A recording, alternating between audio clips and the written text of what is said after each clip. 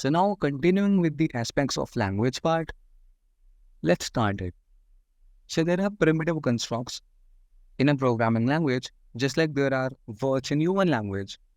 So the programming languages have a lot of primitive constructs, like the data types, the variables, the operators, comments, control structures, functions, methods, data collections, constants, keywords, and so many more.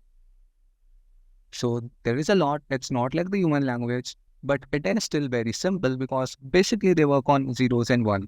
Not that simple, but yeah, we look at them one by one. So it will be easy to understand everything step by step. Now I'll move on to the syntax and the semantics part.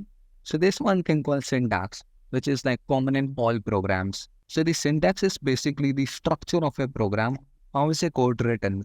What are the rules? So every programming language has its own rules for writing the code. So that's called the syntax. Then there are static semantics, which basically mean that whether the syntactically correct program is meaningful or not. Like you cannot add a number to a string. Like it's obviously not possible because you cannot add a number with a word. So that's a static semantic error.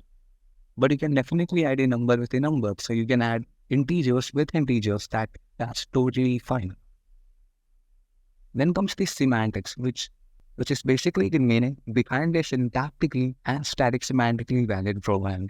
So programs which are correct by syntax and which are correct by static semantics, you can give them like even more meaning so that the human can understand these programs.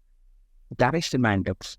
Okay, so now I have covered all the basics I would need. So finally, it's time to write some real code. We'll start writing from the fourth episode, and we'll be using all of the theory that we have learned till now, and it's all gonna be worth it. It will all start making sense when we are into it. So that was all for today. I'll be bringing episode 4 very soon, as soon as possible. I'll try. So yeah, bye.